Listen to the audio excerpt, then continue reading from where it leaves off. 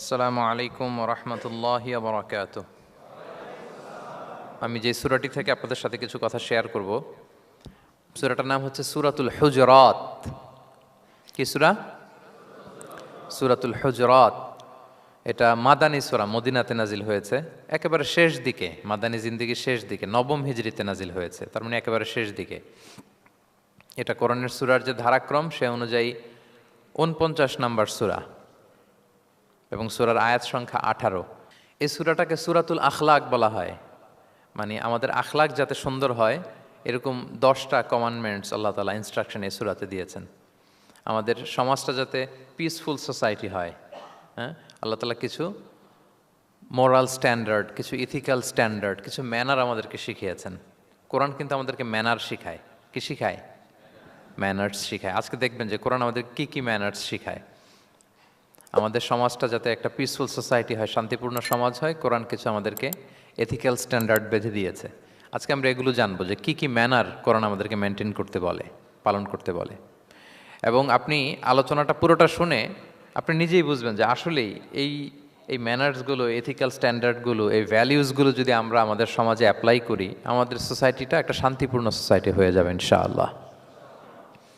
তাহলে কি কি ইনস্ট্রাকশন আল্লাহ তাআলা দিলেন to make our society a peaceful society, আমরা এটা দেখব। ১ নম্বরে আল্লাহ তাআলা যে ইনস্ট্রাকশনটি দিয়েছেন, শুরুতে বলে রাখা ভালো, মৌলিকভাবে 10টি দিক নির্দেশনা আল্লাহ তাআলা দিয়েছেন আমাদের সমাজটাকে শান্তিপূর্ণ করার জন্য। 10টা ম্যানার আল্লাহ তাআলা শিখিয়েছেন। আওয়াজ করে বলেন তো, মোট কয়টি নির্দেশনা? 10টি। আমরা গুনে গুনে সামনের দিকে আগাবো। ১ নম্বরে আল্লাহ তাআলা বললেন, ইয়া আইয়ুহাল্লাযীনা আমানু লা তুকদ্দিমু বাইনা ইয়াদাইল্লাহি ওয়া রাসূলিহি ওয়াত্তাকুল্লাহ ইন্নাল্লাহা সামিউন আলিম। ওহে বিশ্বাসীরা, তোমরা আল্লাহ আল্লাহর রাসূল তোমাদেরকে যা করতে বলে এইটার চেয়ে বেশি অ্যাডভান্স হয়েও না, অতটুকুতেই থাকো, ওইটাতেই কল্যাণ, ওইটাতেই বরকত। আল্লাহ আল্লাহ রাসূলের চাইতে বেশি বোঝা যাবে না, ওনারা যেটা বলেছেন এটাই ফাইনাল। মা কানা লিমুমিনিন ওয়ালা মুমিনাতিন ইযা কাদাল্লাহু ওয়া রাসূলুহু আমরান আইয়াকুনা লাহুমুল খিয়ারাতু মিন আমরিহিম। আল্লাহ আল্লাহ রাসূল যদি আমাদেরকে কোনো নির্দেশনা দেয়, তখন কোনো বিশ্বাসীর জন্য এটা মানলেও চলে, না মানলেও চলে, এরকম ভাবা যাবে? আল্লাহ রাসূলের পক্ষ থেকে, আল্লাহর পক্ষ থেকে একটা আদেশ আসছে, এখন এই আদেশ আপনি মানলেও হয়, না মানলেও হয়, এরকম নাকি ব্যাপারটা বলেন তো? বরং মানতেই হবে। বরং কি? মানতেই হবে। এটা কম্পালসারি, এটা অপশনাল না। তাহলে সমাজকে শান্তিপূর্ণ করার ১ নাম্বার গাইডলাইন হচ্ছে আল্লাহ রাসূলের পক্ষ থেকে যে নির্দেশনা আসবে এটা আপনাকে কম্পালসারি টু অ্যাবাইড বাই, এটা মানতেই আপনাকে হবে। এবং রাসূল সাল্লাল্লাহু আলাইহি ওয়াসাল্লাম যেটা শিখিয়েছেন ওইটাই স্ট্যান্ডার্ড, এর চেয়ে আর ভালো করা যায় না।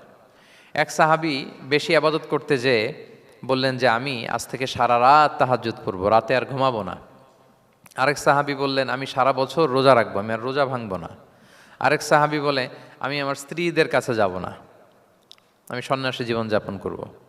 তো রাসূল সাল্লাল্লাহু আলাইহি ওয়াসাল্লাম শুনে অপছন্দ করলেন, বললেন তোমরা নাকি এমন এমন বলেছ, আমি তো বিশ্বনবী রাহমাতাল লিল আলামিন, আল্লাহর হাবিব, আমি তো কোনো দিন রোজা রাখি, আবার কোনো দিন রাখি না। সোম বৃহস্পতিবারে রাখি, অন্যান্য দিন তো রাখি না। আবার রাতে আমি ঘুমাই, আবার তাহাজ্জুদও পড়ি, আবার আমি স্ত্রীদের সাথেও মেলামেশা করি। তো আমার এই ব্যালেন্স লাইফ লিড করেও তো আমি আল্লাহর শ্রেষ্ঠ হতে আমার কোনো সমস্যা হয় নাই, তোমাদের কি সমস্যা হলো? সুবহানাল্লাহ।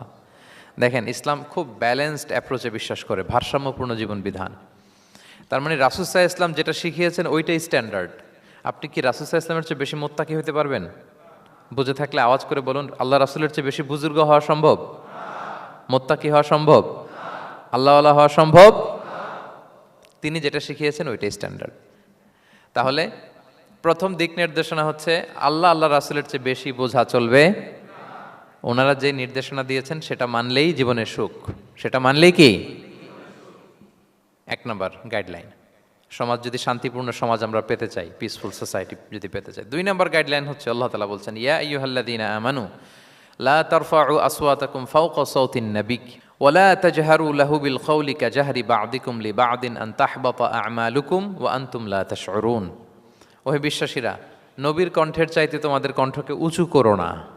খবরদার, যদি করো, নিজেরা নিজেদের সাথে যেভাবে কথা বলো, নবীর সাথে যদি এভাবে কথা বলো, তাহলে তোমাদের সব আমলগুলোকে বাতিল করে দিবে কে? এই আয়াত নাজিলের একটা প্রেক্ষাপট আছে। বনু তামিম গোত্রের লিডার কে হবে এটা নিয়ে ডিসকাশন হচ্ছিল। তো আবু বকর রাদিয়াল্লাহু তাআলা আনহু বললেন, আমি চাই উনি হোক লিডার। ওমরে ফারুক বলে, না না না, উনি না, আপনি বুঝতে পারেন নাই, আমি চাই ইনি হোক। আবু বকর বলে, ওমর তুমি ঠিক বলো না, আমি বললে তুমি খুলে উল্টাটা বলো, উনি হলে ভালো হয়। ওমরে ফারুক বলে, না না না, উনি না, উনি হলে, এই যে উনি উনি করে দুইজন তর্ক বিতর্ক করতে করতে ওনাদের কণ্ঠটা রাসূল সাল্লাল্লাহু আলাইহি ওয়াসাল্লামের কণ্ঠের চাইতে একটু উঁচু হয়ে গেল, যেটা দেখতে অনেকটা অশোভন ছিল, সুন্দর দেখাচ্ছিল না। তো রাসূল সাল্লাল্লাহু আলাইহি ওয়াসাল্লাম সামনে বসা, ওনার সামনে উঁচু গলা করে কেউ কথা বলবে, এটা আল্লাহ বরদাশত করলেন না। আরশের উপর থেকে আল্লাহ তাআলা আয়াত নাজিল করলেন, লা তারফাউ আসওয়াতাকুম ফাওকা সাওতিন নবী, খবরদার নবীর কণ্ঠের চাইতে যেন তোমাদের কণ্ঠ উঁচু হয়ে না যায়, যদি যায় তাহলে তোমাদের আমলগুলো বাতিল হয়ে যাবে, এবং নিজেরা নিজেদেরকে যেভাবে ডাকো সেভাবে ডেকো না, এরকম করলে আমল বাতিল হয়ে যাবে। তো আল্লাহ তাআলা এখানে আদব শিক্ষা দিলেন যে রাসূল সাল্লাল্লাহু আলাইহি ওয়াসাল্লামের সামনে কথা বলতে গেলে খুব ভদ্র ভাষায় কথা বলতে হবে, শালীন ভাষায় কথা বলতে হবে। মজার ব্যাপার হচ্ছে, আপনারা জানেন কিনা জানি না, যারা হজ উমরা করেছেন আপনারা দেখবেন যে রাসূল সাল্লাল্লাহু আলাইহি ওয়াসাল্লামের পবিত্র কবরের উপর এই আয়াতটা এখনও লেখা আছে যে লা তারফাউ আসওয়াতাকুম ফাওকা সাওতিন নবী, নবীর কণ্ঠের চাইতে যেন কণ্ঠ উঁচু হয়ে না যায়। এজন্য দেখবেন যে যারা রাসূল সাল্লাল্লাহু আলাইহি ওয়াসাল্লামের কবর জিয়ারত করতে যায়, ওনারা কবরের সামনে যে ধৈর্য ধারণ করতে পারে না, বুক ফেটে কান্না আসে যে আজীবন যে নবীর কথা শুনলাম, যে নবীর হাদিস শুনলাম, যে নবীকে আমি এত ভালোবাসি, যে নবী আমার জন্য সুপারিশ করবেন, যে নবী আমাকে হাউজে কাউসারের পানি দিবেন, সেই নবী এখানে শুয়ে আছে। এটা ভাবতেই মুমিন হৃদয়ে বাঁধ ভাঙা কান্নার জোয়ার আসে, হাউমাউ করে কাঁদতে ইচ্ছে করে, কিন্তু ওখানে আওয়াজ করা যায় না, কারণ ওখানে লেখা লা তারফাউ আসওয়াতাকুম ফাওকা সাওতিন নবী, নবীর দরবারে বড় গলায় আওয়াজ করে কোনো শব্দ উচ্চারণ করা যাবে না। খুব ভদ্র বিনম্র চিত্তে রাসূল সাল্লাল্লাহু আলাইহি ওয়াসাল্লামের রওজার সামনে দাঁড়িয়ে আমরা সালাম পাঠ করি। তো এই নিয়মটা শুধু যে রাসূল সাল্লাল্লাহু আলাইহি ওয়াসাল্লামের জন্যই খাস তা নয়, আমাদের আব্বা আম্মা, আমাদের শিক্ষক, মুরব্বী, আধ্যাত্মিক নেতা, ধর্মীয় গুরু, ইসলামী আন্দোলনের বড় লিডার, এরকম যে কারো সামনে বড় গলায় উঁচু গলায় আওয়াজ করে কথা বলা যাবে না, বরং সেখানে ভদ্রতা, এটিকেটস, নম্রতা, এটা বজায় রাখতে হবে। এটা বুঝতে পেরেছেন? হ্যাঁ। পাশাপাশি রাসূল সাল্লাল্লাহু আলাইহি ওয়াসাল্লাম একবার দুপুরবেলায় ওনার ঘরে শুয়েছিলেন। সূরার নাম হচ্ছে সূরাতুল হুজুরাত, মনে আছে তো আপনাদের? সূরার নাম কি? হ্যাঁ, হুজুরাত মানে হচ্ছে কম্পার্টমেন্ট বা অ্যাপার্টমেন্ট, যেখানে মানুষ থাকে আর কি। রাসূল সাল্লাল্লাহু আলাইহি ওয়াসাল্লাম এরকম 9টা হুজরাখানা ছিল। আপনার বাংলাদেশে ইমাম সাহেবের হুজরাখানা এই শব্দটার সাথে পরিচিত না সবাই? এই হুজরাখানা থেকে এই আল হুজরাত, রাসূল সাল্লাল্লাহু আলাইহি ওয়াসাল্লামের 9 জন স্ত্রী এই 9টা হুজরাতে থাকতেন, এবং এগুলো মসজিদে নববীর সাথে অ্যাটাচ করা ছিল। দুপুরে খেয়ে রাসূল সাল্লাল্লাহু আলাইহি ওয়াসাল্লাম কাইলুলা করছেন, বিশ্রাম নিচ্ছেন। হঠাৎ কিছু বেদুইন লোক, যাদের মধ্যে সভ্যতার ছোঁয়া লাগেনি, তারা এসে রাসূল সাল্লাল্লাহু আলাইহি ওয়াসাল্লামকে ডাকতে আরম্ভ করলো, ইয়া মুহাম্মদ উখরুজ ইলাইনা, ইয়া মুহাম্মদ উখরুজ, এই মুহাম্মদ বেরো বেরো, কথা আছে, এই মুহাম্মদ বেরো বেরো। মানে কেমন যেন বন্ধুরে ডাকতেছে, মনে হচ্ছে বন্ধুকে ডাকতেছে। আল্লাহ তাআলা এটা বরদাস্ত করলেন না, বললেন খবরদার, নিজেরা নিজেদেরকে যেমনে ডাকো, নবীকে যদি অমনে ডাকো, তোমার ঈমান আমল সব বাতিল হয়ে যাবে, খবরদার, সব বাতিল হয়ে যাবে। বরং ওনাকে যখন সম্বোধন করবে তখন ডাক দিবে খুব ভদ্র ভাষায়, বলতে হবে ইয়া নবী আল্লাহ, ইয়া রসুল আল্লাহ, ইয়া হাবিব আল্লাহ, এরকম ভদ্রোচিতভাবে রাসূল সাল্লাল্লাহু আলাইহি ওয়াসাল্লামকে ডাকতে হবে। তাহলে রাসূলের সামনে কণ্ঠ উঁচু করার কারণে আল্লাহ তাআলা এই আয়াত নাজিল করলেন, এবং এই আয়াত নাজিলের পরে ওমরে ফারুক রাদিয়াল্লাহু তাআলা আনহু এত ভয় পেলেন। এরপরে রাসূল সাল্লাল্লাহু আলাইহি ওয়াসাল্লামের সামনে কথা বলতে গেলে উনি এত আস্তে কথা বলতেন, ওই যে বেশি জোরে যদি কথা বলে তাহলে আমার সব আমল বাতিল হয়ে যাবে, এত আস্তে বলতেন। রাসূল সাল্লাল্লাহু আলাইহি ওয়াসাল্লাম জিজ্ঞেস করা লাগতো, ওমর কি বললে, আবার বলো তো, একটু জোরে বলো ওমর, আরেকটু জোরে বলো, আরেকটু জোরে বলো। সুবহানাল্লাহ। মানে এত মিন করে, এত ক্ষীণ ক্ষীণ শব্দে ওমর ফারুক কথা বলতে লাগলেন যে রাসূল সাল্লাল্লাহু আলাইহি ওয়াসাল্লামের বুঝতে কষ্ট হচ্ছিল কথা। তখন তিনি বলতেন, ওমর আরেকটু জোরে বলো না, কি বললে বুঝলাম না, আরেকটু জোরে বলো। ওনারা এতটা ভয় পেয়েছিলেন এই আয়াত নাজিল হওয়ার পরে। তাহলে 2 নাম্বার ইনস্ট্রাকশন হচ্ছে, মুরব্বী, শিক্ষক, ওস্তাজ, ধর্মীয় গুরু, আধ্যাত্মিক নেতা, ইসলামী আন্দোলনের বড় নেতা, এরকম রেসপেক্টেড কারো সামনে উচ্চবাচ্য করে কথা বলা উচিত না। এটা আদবের খেলাফ, শিষ্টাচারের খেলাফ। আর আমরা বলেছি এই সূরাটা আমাদের শিষ্টাচার নিয়ে কথা বলে, সামাজিক রীতিনীতি, শিষ্টাচার, এটিকেটস নিয়ে কথা বলে। তাহলে এই যে 2টা ইনস্ট্রাকশন গেল। 3 নম্বর ইনস্ট্রাকশন হচ্ছে, আল্লাহ তাআলা বললেন, ইয়া আইয়ুহাল্লাযীনা আমানু, ওহে বিশ্বাসীরা, ইন জাআকুম ফাসিকুম বিনাবাইন ফাতাবায়ানু, কোনো পাপাচারী যদি কোনো নিউজ নিয়ে আসে, বিশ্বাস করার আগে নিউজটা যাচাই করে নিও। আন তুসিবু কওমান বিজাহালাতিন ফাতুসবিহু আলা মা ফাআলতুম নাদিমিন, যদি তোমরা বিশ্বাস করে ফেলো তাহলে কোনো কমের উপর হয়তো এমন ডিসিশন নিয়ে নিতে পারো যে ডিসিশনের কারণে পরে তোমাদেরকে পস্তাতে হবে। তাহলে 3 নাম্বার ইনস্ট্রাকশন হচ্ছে নিউজ একটা শুনলেই বিশ্বাস করা যাবে, এটাকে ভেরিফাই করতে হবে। কি করতে হবে? You have to verify and cross check the authenticity of the news. নিউজটা সঠিক কিনা আপনাকে ক্রস চেক করতে হবে, শুনলেই বিশ্বাস করা যাবে না। এটা বর্তমান সময়ের সাথে অনেক বেশি প্রাসঙ্গিক। এত হোক্স নিউজ এখন, এত এত রুমার্স, এত ফেক নিউজ সোশ্যাল মিডিয়াগুলোতে, ইভেন মেইন স্ট্রিম মিডিয়াও যা প্রচার করে সবই যে আপনি বিশ্বাস করতে পারবেন তাও না, ওইটাও একটু ক্রস চেক করে নিতে হবে। এদেরও কিছু প্রোপাগান্ডা থাকে আবার, হ্যাঁ, এরাও নিউজকে এমনভাবে অনেক সময় করে তাদের সুবিধার্থে। সো আপনার চোখ কান খোলা রেখে অনেকগুলো নিউজ একসাথে মিলিয়ে তারপরে বিশ্বাস করতে হবে। কিন্তু আমাদের সরল মনা অনেক ভাইদের যেটা হয়, ফেসবুকে একটা কিছু দেখেই আমরা মনে করি যেটা সঠিক, ফলে কি করি? শেয়ার দিয়ে ফেলি। কি করি? শেয়ার দেই। আবার আপনার বন্ধুরা শেয়ার দেয়, ফলে মুহূর্তে একটা রুমর, একটা গুজব ছড়িয়ে পড়ে সমাজে, কিন্তু আদতে এটার সাথে কোনো মিলই নাই বাস্তবতার। এরকম হয় কি হয় না বলেন তো? দেখেন ইসলাম কত সুন্দর একটা নিউজকে ভেরিফাই করার জন্য আমাদেরকে নির্দেশ দিয়েছে। ফাতাবাইয়ানু মানে ক্রস চেক করো। কোনো সংবাদ আসলেই চিলে কান নিয়ে গেছে শুনলে চিলের পিছনে দৌড় দিবেন নাকি? না, আগে প্রথমে কি করবেন? একটু দেখে নিতে হবে যে আসলে কি কান নিয়ে গেল না রয়ে গেল। এই আয়াত নাজিলের একটা প্রেক্ষাপট আছে, সেটা কি? 5ম হিজরিতে বনুল মুস্তালেকের যুদ্ধে যখন আল্লাহ হাবিব ইসলাম জয়লাভ করলেন, বনুল মুস্তালেকের সবাই মুসলিম হলো। রাসূল ইসলাম তাদেরকে দিনের দাওয়াত শিখিয়ে বললেন, বছর শেষে তোমাদেরকে জাকাত পে করতে হবে, আর জাকাতের এই টাকা নেয়ার জন্য আমি একজনকে পাঠাবো বছর শেষে। তো বছর শেষে তিনি বনুল মুস্তালেকের যে লিডার হারিস ইবনে মেরারের কাছে আল ওয়ালিদ ইবনে উকবা নামে জাকাতের কালেক্টর এক সাহাবিকে তিনি পাঠালেন যে যাও তুমি যে জাকাত নিয়ে আসো। তো উনি গেলেন, উনি আসবেন শুনে বনুল মুস্তালাকের সবাই পল্লী থেকে বের হয়ে মরুভূমির মাঝখানে তলোয়ার টলোয়ার নিয়ে, ঘোড়া টোরা নিয়ে তাকে ওয়েলকামিং রিসেপশনের জন্য, রেড কার্পেট রিসেপশনের জন্য সবাই দাঁড়ায় আছে যে নবীর সাহাবি আসবে, জাকাত কালেক্ট করতে, আমরা জাকাত দিব। এখন ওই সাহাবি যখন গেলেন, সবাইকে এরকম ঘোড়া তলোয়ার এরকম সাজসজ্জা নিয়ে দাঁড়ায় থাকার কারণে উনি ভয় পেয়ে গেলেন। উনি ভাবছে আমাদের মনে হত্যা করার জন্য দাঁড়ায় আছে। উনি আর এটা ঠিকঠাক না জেনে অ্যাবাউট টার্ন ফিরে গেলেন মদিনায়, যে বলে ইয়া রাসূলুল্লাহ, বনুল মুস্তালাক তো সব মোরতাদ হয়ে গেছে, এরা তো আর মুসলিম, এরা তো আমাকে মারার জন্য সব দাঁড়ায় আছে। আসলে বলেন তো কথাটা কি সত্য না মিথ্যা? একেবারে মিথ্যা। রাসূল সাল্লাল্লাহু আলাইহি ওয়াসাল্লাম এই কথা শুনেই বিশ্বাস করলেন সরল মনে। বিশ্বাস করেই খালিদ ইবনে ওয়ালিদ রাদিয়াল্লাহু তাআলা আনহুকে বললেন, অ্যাটাক বনুল মুস্তালাক, বনুল মুস্তালাকে অভিযান পরিচালনা করো।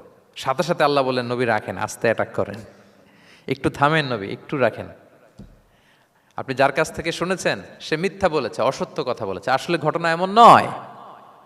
আজকে তার কথার উপর বেস করে আপনি যে খালিদ ইবনে ওয়ালিদকে অভিযান পরিচালনা করতে বললেন, সে যে যদি অ্যাটাক করে কয়েকজনকে হত্যাও করে ফেলতো, এই যে রক্তপাত হতো, ব্লাডশেড, এটার দায় কিন্তু আপনি এড়াতে পারতেন, কারণ আপনি আদেশ দানকারী।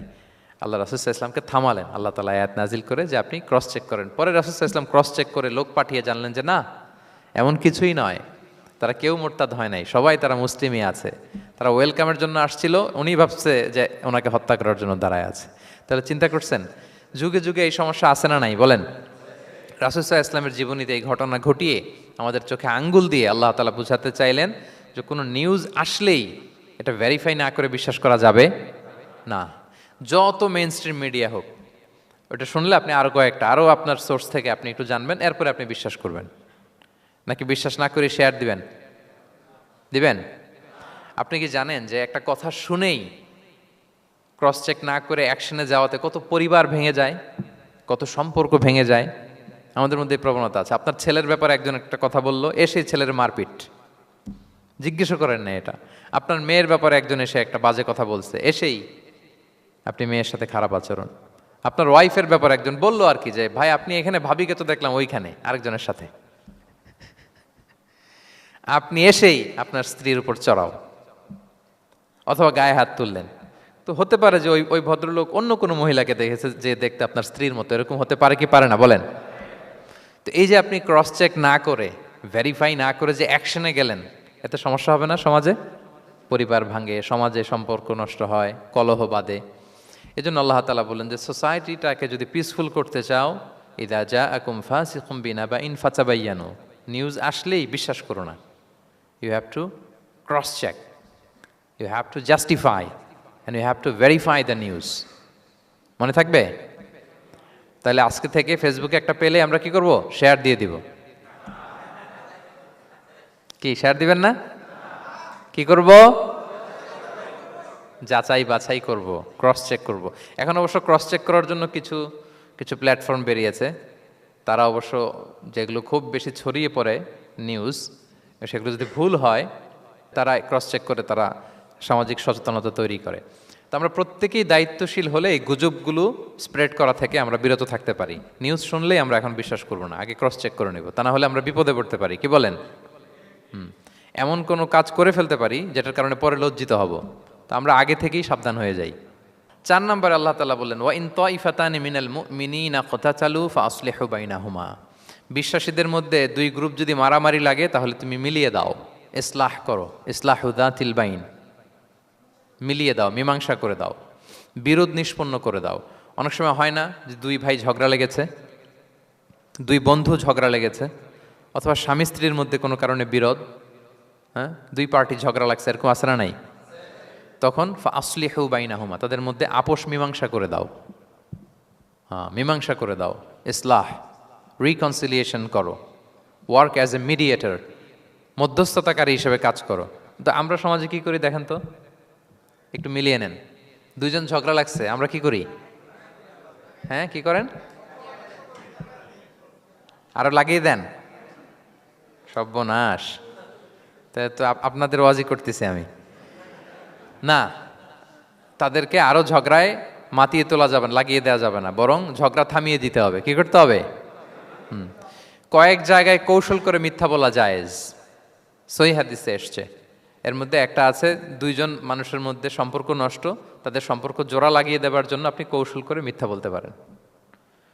যেমন ধরেন যে 2 জনের সাথে কথা হয় না, দা কুমড়া সম্পর্ক, আপনি একজনকে বললেন যে ভাই ওই দিন তো ওই লোক আপনার ব্যাপারে অনেক প্রশংসা করলো। সে তো শুনে অবাক হবে, কিরে আমার প্রশংসা কি বললো, এমন এমন বললো। তো এটা শুনে ওই লোকের ব্যাপারে তার মনটা একটু নরম হবে। আবার তাকে বললেন যে উনি তো আপনার ব্যাপারে এরকম একটা পজিটিভ কমেন্ট করলো, সেও অবাক হবে, তাই নাকি, তার সাথে আমি এত ভুল বোঝাবো যে আসলে লোকটা তো তাইলে ভালো। এই যে 2 জনকে আপনি এমন কিছু কথা কৌশল করে বললেন, ফলে তাদের মধ্যে একটা হৃদ্যতা তৈরি হবে। হঠাৎ দেখবেন যে একজন আরেকজনকে দেখে সালাম দিয়ে কথা বলে কোলাকুলি করে সেই আগের যেই শত্রুতা সব নিমেষে শেষ হয়ে গেছে। ঠিক কিনা বলেন? হ্যাঁ, এই যে মধ্যস্থতাকারী আপনি হলেন, এজন্য আল্লাহ তাআলা আপনাকে সওয়াব দিবেন। তাহলে বিবাদমান 2 গ্রুপ দেখলে আমরা আজ থেকে আরো ঝগড়া লাগিয়ে দিব না মিলিয়ে দিব? রাসূল সাল্লাল্লাহু আলাইহি ওয়াসাল্লাম বলেন, আলা উখবিরুকুম বিআফদালা দারাজাতিম মিন সাদাকাতি ওয়াস সিয়ামি ওয়াস সালাহ। নামাজ, রোজা, সাদাকা, এর চেয়েও একটা বড় মর্তবার ভালো কাজ আছে, সেটা কি আমি তোমাদের বলবো না? সাহাবারা বলল, বলেন। আল্লাহ রাসূল সাল্লাল্লাহু আলাইহি ওয়াসাল্লাম বললেন, সেটা হচ্ছে ইসলাহু যাতিল বাইন, 2 পক্ষকে মিলিয়ে দেয়া, বিবাদমান 2 গোষ্ঠীকে কি করা? মিলিয়ে দেয়া। এটা নামাজ, রোজা, সাদাকা এর চেয়েও বেশি সওয়াবের কাজ।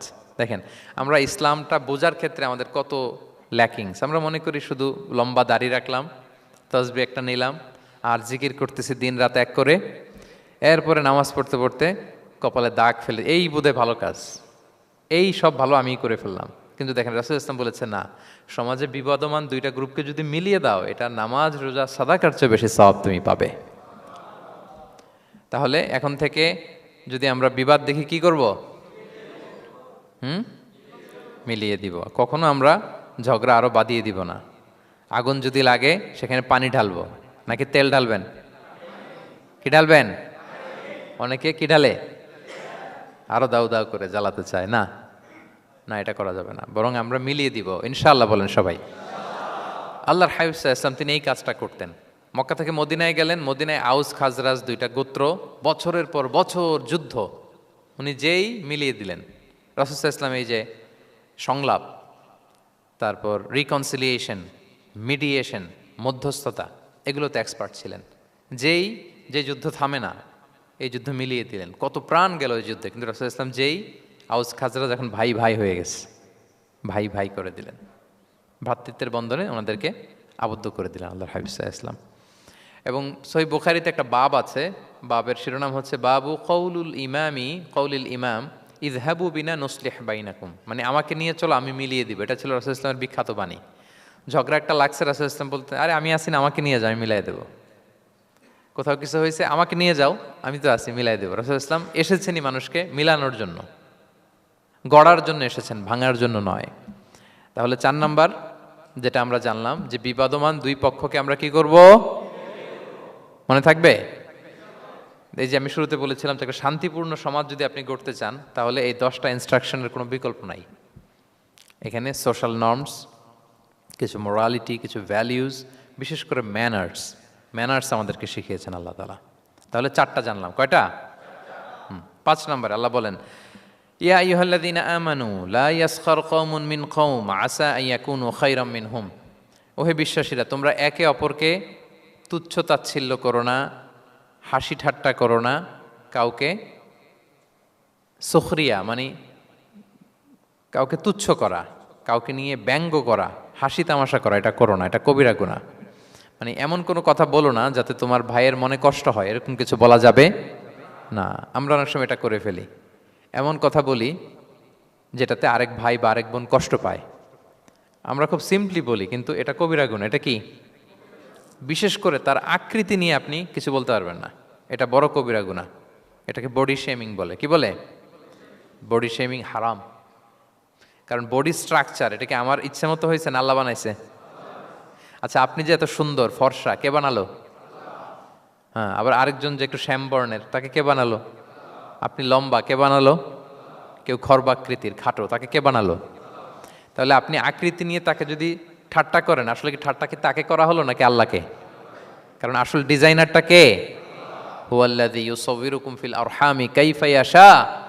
আল্লাহ তাআলা তোমাদেরকে যেমন চেয়েছেন ঠিক তেমন মাতৃগর্ভে তোমাদেরকে ডিজাইন করেছেন, তোমাদের আকৃতি দিয়েছেন।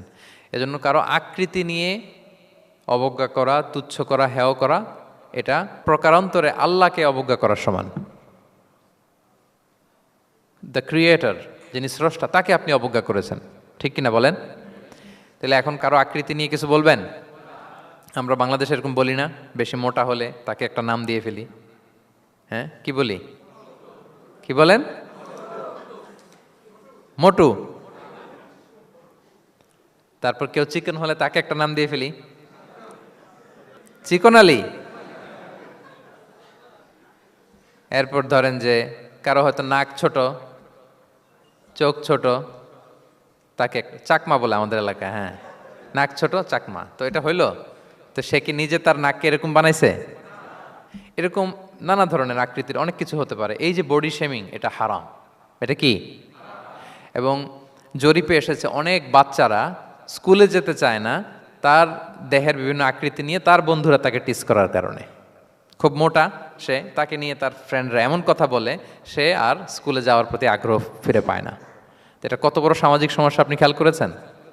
হ্যাঁ, কখনো কারো আকৃতি নিয়ে কোনো কমেন্টস করা যাবে? কারণ আকৃতিটা দিয়েছে কে?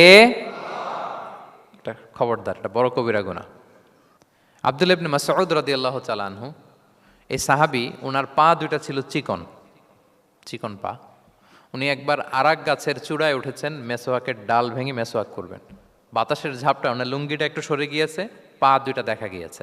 তো এত চিকন পা দেখে সাহাবারা সবাই হাসতেছে নিচে। রাসূল ইসলাম বললেন, ব্যাপার কি, তোমরা হাসো কেন? বলে যে ইবনে মাসউদের পাগুলো দেখে দেখেনি রাসূল কত চিকন পা, হাসতেছে। রাসূল ইসলাম রাগান্বিত হলেন, বললেন, ওই সত্তার শপথ যার হাতে আমার আত্মা, ওই আল্লাহর কসম করে আমি বলি, লাহুমা আসকালু ফিল মিজান মিন উহুদ, এই পা দুটো মিজানের পাল্লায় রাখা হলে কিয়ামতের দিন উহুদ পাহাড়ের চেয়ে বেশি ভারী হয়ে যাবে। তার মানে এত সম্মান ইবনে মাসউদের, সম্মান আল্লাহর কাছে, কল্পনা করেন, উহুদ পাহাড়ের চেয়ে বেশি ভারী হয়ে যাবে। কিন্তু আমরা অনেক সময় এই মানুষের আকৃতি নিয়ে তুচ্ছ তাচ্ছিল্য করি।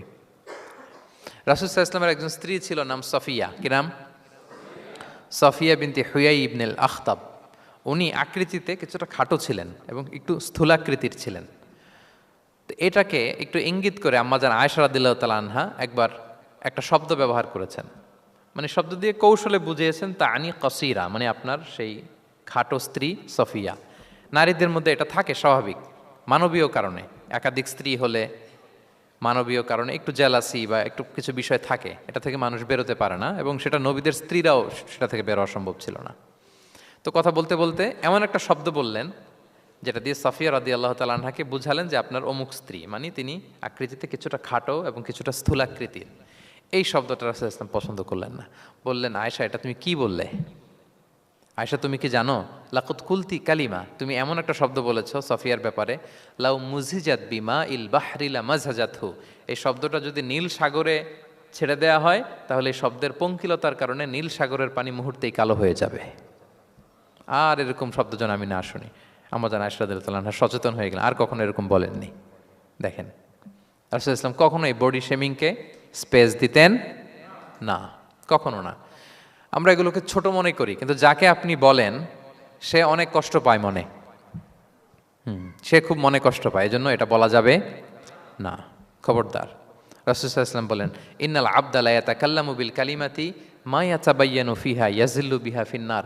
মানুষ অনেক সময় মুখ ফসকে এমন কমেন্ট করে ফেলে অন্যের ব্যাপারে, এটা দিয়ে সে মাঝে মাঝে জাহান্নামী হয়ে যায়, কিন্তু সে ভাবেই নাই এই শব্দে আমাকে জাহান্নামে ঢুকাবে। কারণ এই মুখ দিয়ে যা বেরোয় এটা বলতে অনেক সাবধানে। রাসূলুল্লাহ ইসলাম বলেছেন দুইটা অঙ্গের গ্যারান্টি যদি কেউ আমাকে দেয় আমি তাকে জান্নাতের গ্যারান্টি দেই। মাইয়াদমান লি মা বাইনা লিহিয়াইহি ওয়া মা বাইনা রিজিলাইহি আদমান লাহুল জান্নাহ। দুই অঙ্গের গ্যারান্টি যে দেয় তাকে আমি জান্নাতের গ্যারান্টি দিই। এক হচ্ছে দুই চোয়ালের মাঝখানে যা আছে মানে জিব্বা, এই জিব্বার গ্যারান্টি যদি দেয়। আরেকটা হচ্ছে দুই পায়ের মাঝখানে যা আছে মানে মানুষের প্রাইভেট। এই দুইটা অঙ্গের গ্যারান্টি যদি কেউ দেয় যে এই দুই অঙ্গ দিয়ে আমি কোনো পাপ কাজ সংগঠিত করব না, বিশ্বনবী সাল্লাল্লাহু আলাইহি ওয়াসাল্লাম বলেন আমি আমার ওই উম্মতকে জান্নাতের গ্যারান্টি দেই। তাহলে তুচ্ছ তাচ্ছিল্য ঠাট্টা বিদ্রুপ করা যাবে না। 6 নম্বরে ওয়ালা তালমিজু আনফুসাকুম, তোমরা অন্যের বদনাম করে বেরিও না। লামজ আসছে লুমাজা থেকে, ওয়াইলুল লিকুল্লি হুমাজাতিল লুমাজা, যে প্রকাশ্যে অন্যের বদনাম করে বেড়ায়, অন্যের দোষ খুঁজে বেড়ায়। একদল লোক আছে দেখবেন শুধু অন্যের দোষ খোঁজে, নিজের দিকে আঙ্গুল যায় না। কিন্তু এইভাবে আরেকজনের দিকে আঙ্গুল দিলে যে 3টা আঙ্গুল নিজের দিকে যায় এটা আবার ভুলে যায়। কাউকে যদি আমি এরকম করি আমার দিকে কয় আঙ্গুল বলেন? এই 3টা কার দিকে? আর আরেকজনের দিকে 1 আঙ্গুল। তো কাউকে কিছু বলার আগে 3বার নিজেরটা ভাববেন যে নিজে কি করেন। ওলা তাল মিজাং, অন্যের বদনাম করো না, প্রকাশ্যে অন্যের দোষ খোঁজো না। সবচেয়ে বুদ্ধিমান সে যে নিজের দোষ খোঁজে, নিজের সমালোচনা যে করতে পারে সেই সর্বাপেক্ষা বুদ্ধিমান। কিন্তু আমরা একদল আছি শুধু সমালোচনা, ওর এই সমস্যা, ওর এইটা, ওর ওর মানে তার দায়িত্ব হচ্ছে সবার সমস্যা বের করা। এরকম দায়িত্বপ্রাপ্ত কিছু লোক আছে না নাই? সবাই না, এগুলো থেকে আমাদের বেরিয়ে আসতে হবে। অন্যের দোষ খোঁজা বাদ দিতে হবে, দোষ খুঁজলে নিজের দোষ খুঁজতে হবে। আমরা আত্মসমালোচনা করবো। খেয়াল রাখবেন সবচেয়ে ভালো হচ্ছে আত্মসমালোচনা, সবচেয়ে ভালো কি? তারপরে মোটামুটি ভালো হচ্ছে আলোচনা, আর সবচেয়ে খারাপ হচ্ছে সমালোচনা। কিন্তু আমরা সবচেয়ে করি বেশি কোনটা? এটা চেঞ্জ করতে হবে, আত্মসমালোচনা বাড়াইতে হবে। আমি প্রায় একটা কথা বলি, small people talk about people, average people talk about things, and great people talk about ideas. ছোট মনের মানুষ যারা, এরা মানুষ নিয়ে কথা বলে, এর এই সমস্যা ওর। মাঝারি ধরনের যারা, এরা বিভিন্ন বিষয় নিয়ে, ঘটনা নিয়ে কথা বলে। গ্রেট মাইন্ড যারা, এরা আইডিয়া নিয়ে কথা বলে, যে এই আইডিয়া ইমপ্লিমেন্ট করলে সমাজের এটা সমাধান হবে, এই আইডিয়া জেনারেট করতে পারলে এইটা কাজ হবে। তো এখন বলেন আপনি কি ছোট মনের মানুষ হবেন না বড় মনের? অন্যের দোষ খুঁজবো আর তাহলে কারটা খুঁজবো? ইনশাল্লাহ বলেন সবাই। কটা গেল? 7 নাম্বার, ওয়ালা তানাবাজু বিল আলকাব, কাউকে মন্দ উপনামে ডেকো না। মন্দ উপনামে ডেকো না মানে কাউকে একটা বিশেষ নাম দিও না, তার নামটা সুন্দরভাবে ডাকো। নাম বিকৃতি করা কবিরা গুনাহ। নাম আপনি বলুন হুজুর এটা একটা কথা হইলো, নাম বিকৃতি করছি তো কি হয়েছে? এটা আপনার কাছে সমস্যা নাই। ধরেন যে ওই লোকের নাম আব্দুল্লাহ, আপনার কাছে আব্দুল্লাহ এটা সিম্পল, ধুর আব্দুল্লাহ একটা কিছু হইলো। কিন্তু যার নাম আব্দুল্লাহ তার কাছে এটা অনেক দামি। তার কাছে কি? কারণ এটা তার পরিচয় বহন করে। ধরেন যে আমার নাম কি মিজান, আপনার কাছে মনে হয় আরে মিজান একটা নাম হইলো, তা আমার কাছে তো এটা অনেক গুরুত্বপূর্ণ, কারণ এটা আমার পরিচয় বহন করে। এই নামে মানুষ আমাকে ডাকে, ফলে এটা আমার খুব আদরের, আমার কাছে বড্ড যত্নের, দরদের নামটা। আপনার কাছে নাও হতে পারে। মানুষ প্রত্যেকে তার নিজের নামকে খুব পছন্দ করে। দেখবেন যে মানুষ কাগজ পেলে নিজের নামটা লেখে, সিগনেচার দেয় একটা, দেখবেন দেয়। এরপর দেখবেন যে সি বিচে ঘুরতে গেলে বালুর মধ্যে নিজের নামটা লিখে, দেখবেন লিখে। শুধু তাই না, লিখে আবার একটা লাভ আঁকে, লাভ চারদিকে আঁকে। কেন আঁকে? কারণ এই নামটা সে পছন্দ করে অনেক, এটা তার কাছে গুরুত্বপূর্ণ, আপনার কাছে নাও হতে পারে। এজন্য প্রত্যেকের নামটা তার কাছে খুব আদরের, যত্নের। তার নামটা আপনি সুন্দরভাবে বলবেন। নাম আপনি বিকৃত করতে পারবেন না। এটা কি গুনাহ? সগীরা, কবিরা গুনাহ। এটা আমরা সমাজে করি, নাম বিকৃত করি। না, নাম বিকৃত করা যাবে না। ওয়ালা তানাবাযু বিল আলক, মন্দ নামে ডেকো না। আমাদের সমাজে এটা আছে। দেখবেন যে বাবা মা সুন্দর নাম রেখেছে আবু বকর, ওকে ডাকে বক্কইরা। আছে না এরকম? তারপর নাম রেখেছে ধরেন আব্দুল কুদ্দুস, ওকে ডাকে। নাম রেখেছে আব্দুল ওয়াক্কাস, ওকে ডাকে। এই বিকৃতি আপনি করতে পারবেন? কারণ কিয়ামতের দিন আপনার নাম ধরে, আপনার বাবার নাম ধরে ডাকা হবে। তুদআউনা ইয়াউমাল কিয়ামাতি বিআসমাইকুম ওয়া আসমাই আবাইকুম। কিয়ামতের দিন তোমার নাম, তোমার বাবার নাম, যখন আপনাকে ডাকবে ফেরেশতারা, আপনার নাম এবং আপনার বাবার নাম ধরে ডাকা হবে। এজন্য রাসূল সাল্লাল্লাহু আলাইহি ওয়াসাল্লাম বলেন, ফা আহসিনু আসমাক, তোমাদের নামগুলো সুন্দর রেখো, নাহলে সেই দিন ডাকবে বল্টুর ছেলে কল্টু দাঁড়াও, তখন এই কোটি কোটি মানুষের সামনে আপনি এই নাম নিয়ে দাঁড়াবেন আর লজ্জায় পড়বেন। আর যদি বলে আব্দুর রহমানের ছেলে আব্দুল্লাহ, আসো, কত সুন্দর। নামগুলো ভালো আলেম দিয়ে ক্রস চেক করে, কনসালটেশন করে এরপরে রাখবেন। আর কাউকে মন্দ নামে কখনো ডাকা যাবে না। তার বংশের কোনো খারাপ কিছু দিয়ে তাকে ডাকা যাবে না। ধরেন একজনের বাবা ছিল চোর, কিন্তু তার সন্তান সে সৎ মানুষ হইতে পারে না। এখন বাবার কথা কি আপনি চোরের পোলা বলে ডাকতে পারবেন? না, আপনি ডাকবেন না, বলতে পারবেন না, কারণ সে তো ভালো। তাহলে নাম বিকৃত করা, মন্দ উপনামে ডাকা, এটা কবিরা গুনাহ। এটা আমরা কখনো করব? মনে থাকবে প্রিয় ভাইরা? আচ্ছা, 8 নম্বরে আল্লাহ তাআলা বলছেন, ইয়া আইয়ুহাল্লাযীনা আমানু জিতানিবু কাসীরাম মিনায-যন। ওই বিশ্বাসীরা, তোমরা ধারণা থেকে বেঁচে থাকো। ইন্না বা'দা-যন্নি ইসমুন, কিছু কিছু ধারণা আছে এটা পাপ। ধারণা, অ্যাজাম্পশন করে কথা বলা নিষেধ। ধারণার উপর বেস করে কথা বলা যাবে। অনেকে ধারণার উপর কথা বলে। বেশিরভাগ ধারণাই মিথ্যা হয়। ধারণার বেশিরভাগ কি হয়? সো আপনি ধারণা, বেসড অন ধারণা আপনি কোনো কথা বলতে পারবেন, মানে যেটাকে আমরা বাংলায় বলি আন্দাজে কথা বলা। বাংলা আমরা কি বলি? আন্দাজে আপনি কিছু বলতে পারবেন না, আপনাকে নিশ্চিত হইতে হবে। আমরা খালি চোখে যা দেখি, বাস্তবে ওই ঘটনা নাও হতে পারে এরকম। হোয়াট এভার উই সি, এটা রিয়েল সিনারি নাও হতে পারে, কিন্তু ভেতরে হয়তো এমন কিছু একটা আছে যেটা আমরা জানি না। এজন্য ধারণা করে কথা বলা নিষেধ ইসলামে। ওয়া ইন্না যন্না লা ইউগনি মিনাল হাক্কি শাইআ, আল্লাহ বলেন ধারণা কখনো সত্যের বিকল্প হতে পারে না। আপনাকে সত্যটা জেনে বলতে হবে, আপনি ধারণার উপর কিছু বলতে। আমরা এরকম সমাজে অনেক করি, অনেক আপনি পাবেন।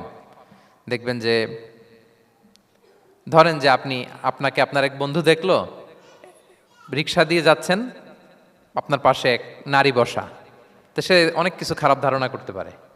এরকম হয় না সমাজে?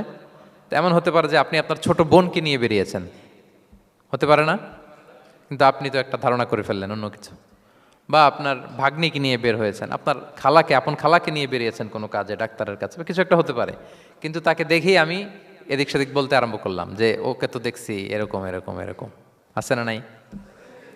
আমাদের সমাজে আমি দেখেছি যে কারো যদি ঠোঁট কালো হয়, তো মানুষ ধারণা করে নেয় লোকটা মনে হয় সিগারেট খায়। কিন্তু সিগারেট সেবন করা ছাড়াও কারো ঠোঁট কালো হতে পারে কি পারে না বলেন? এই যে এগুলো সমাজে প্রচলিত।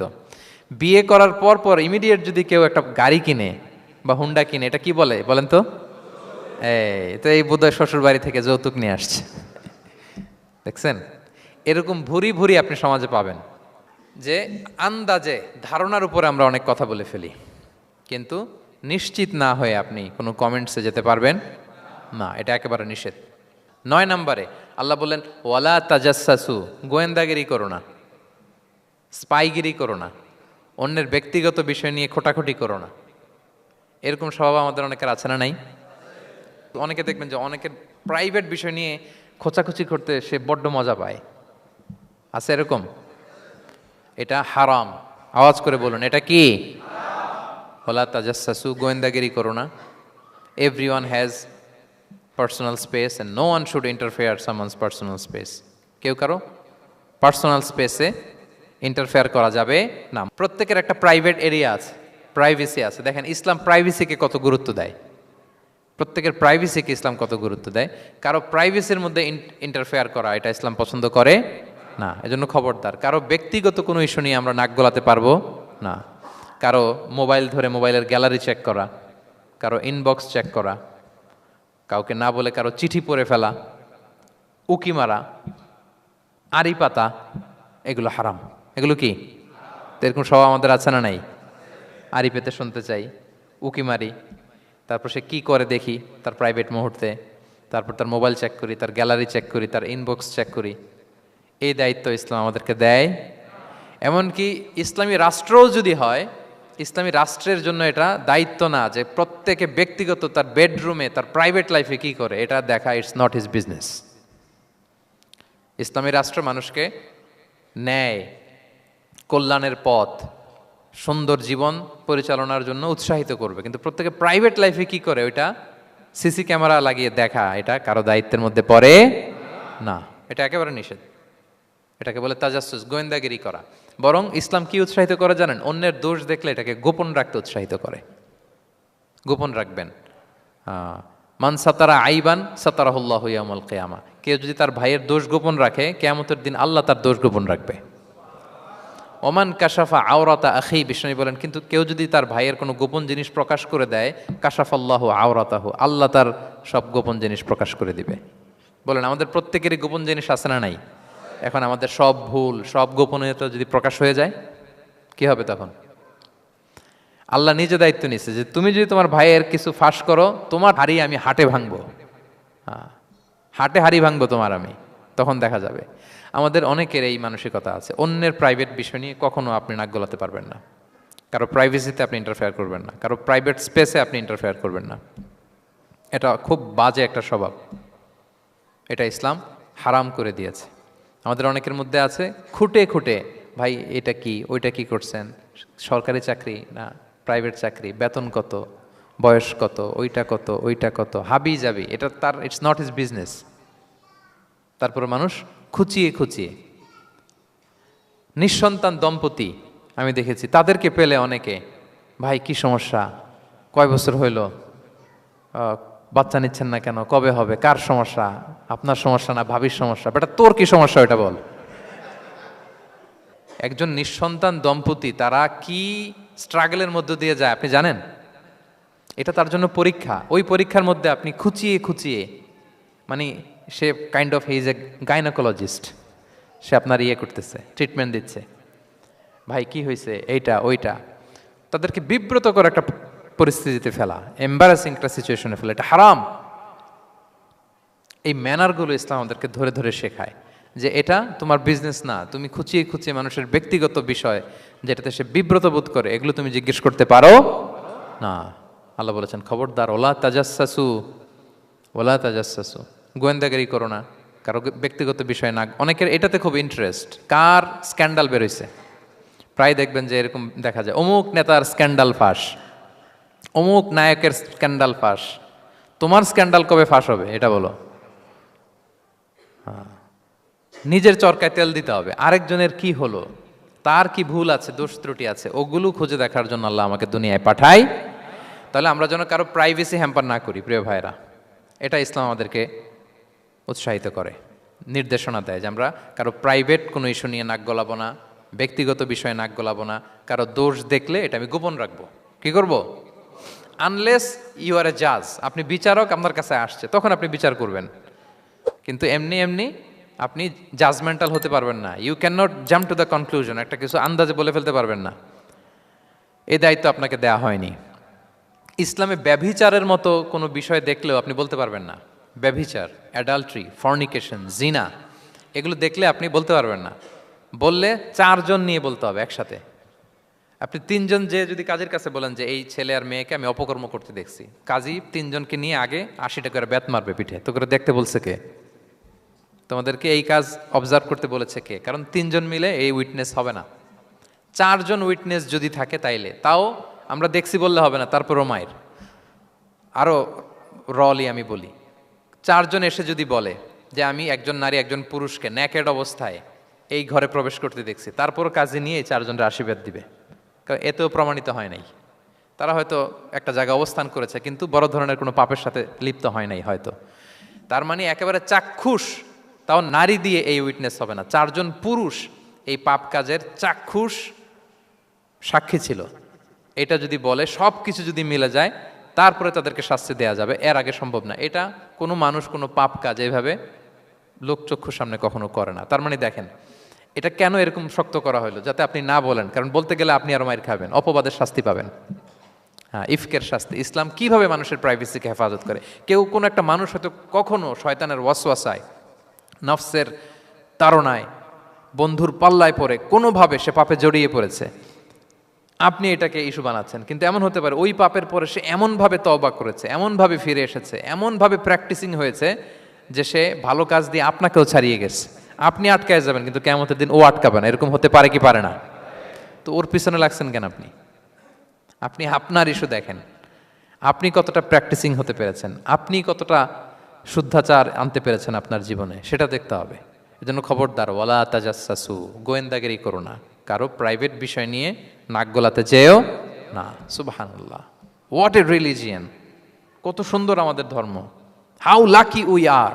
আমরা কত ভাগ্যবান যে আল্লাহ তাআলা এই ধর্ম আমাদেরকে দিয়েছেন, এমন বিধান আমাদের জন্য প্রেসক্রাইব করেছেন যেগুলো মানলে আমাদের সমাজটা একটা জান্নাতের বাগান হয়ে যাবে।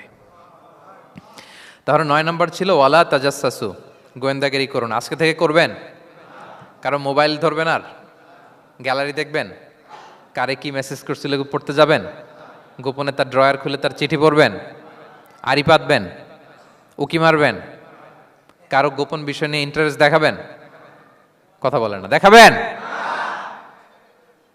এগুলো নিয়ে কোনো ইন্টারেস্ট আমরা দেখাতে পারবো না। গোয়েন্দাগিরি আমাদেরকে বাদ দিতে হবে। আল্লাহ আমাদেরকে বোঝার তৌফিক দান করুক। কয়টা গেল? আরেকটা, লাস্ট নাম্বার। আল্লাহ বলেন, সর্বশেষ আল্লাহ বলেন, ওয়ালা ইয়াগতাব বা'দুকুম বা'দা, একে অপরের পরনিন্দা চগলখুরি করো না। ইয়াগতাব মানে গীবা, গীবত করো না। আইয়ুহিব্বু আহাদুকুম আন ইয়াকুলা লাহমা আখিহি মাইতান ফাকারিহতুম, তোমরা কি চাও যে তোমরা তোমাদের মৃত ভাইয়ের গোশত ভক্ষণ করবে? মানে যে ব্যক্তি গীবত করে সে যেন তার মৃত মরা ভাইয়ের পচা গোশত খায়। গীবত করা, গীবত কাকে বলে? রাসূল সাল্লাল্লাহু আলাইহি ওয়াসাল্লাম বলেন, গীবত হচ্ছে যিকরুকা আখাকা বিমা ইয়াকরাহু, তোমার ভাইয়ের অনুপস্থিতিতে তোমার ভাই সম্পর্কে এমন কিছু বলা যেটা শুনলে সে অপছন্দ করে, এমন কিছু বলা যেটা শোনা সে পছন্দ করে না। তো এক সাহাবী বলেন, ইয়া রাসূলুল্লাহ আফারাআইতা ইন কানা ফি মা আকুল, হে আল্লাহর রাসূল, আমার ভাইয়ের মধ্যে যদি আসলেই সেই সমস্যাটা থাকে তাইলেও কি গীবত হবে? রাসূল সাল্লাল্লাহু আলাইহি ওয়াসাল্লাম বললেন, আরে তাইলেই তো গীবত হবে। ওই দোষ যদি থাকে, ওটা তার অনুপস্থিতি যদি বলে বেরো, তাইলেই তো গীবত হবে। আর ওই দোষ যদি না থাকে তাহলে তো অপবাদ হবে, এটা তো আরো বড় গুনাহ, ওটা তো বহতান। তাহলে এই গীবা, ইংরেজিতে বলে ব্যাক বাইটিং, ইংরেজিতে কি বলে? এই ব্যাক বাইটিং, চগলখুরি বা পরনিন্দা, আরবিতে বলে গীবাত। এই গীবত আমরা করব না। কারো কিছু বলা থাকলে আপনি তাকে সরাসরি নাসিহাত করুন। আর দিন ওয়ান নাসিহা, দিন হচ্ছে উপদেশ দেয়া, শুভ কামনা করা, তার প্রতি শুভ কামনা করে আপনি তাকে বুঝান, সে হয়তো বুঝবে।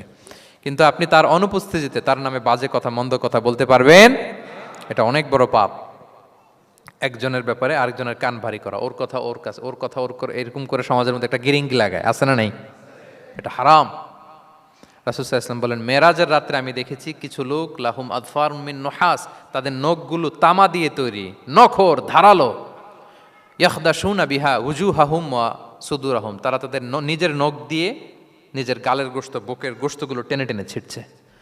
রাসূল সাল্লাল্লাহু আলাইহি ওয়াসাল্লাম জিবরাইল ইসলামকে বললেন, মানহুম ইয়া জিবরিল, জিবরিল কারা এরা, এত বড় শাস্তি? জিবরাইল ইসলাম বললেন, হুম আহলুল গীবা মিন উম্মাতিক, এরা হচ্ছে আপনার উম্মতের মধ্য থেকে তারা যারা গীবত করে। তারা কি করে?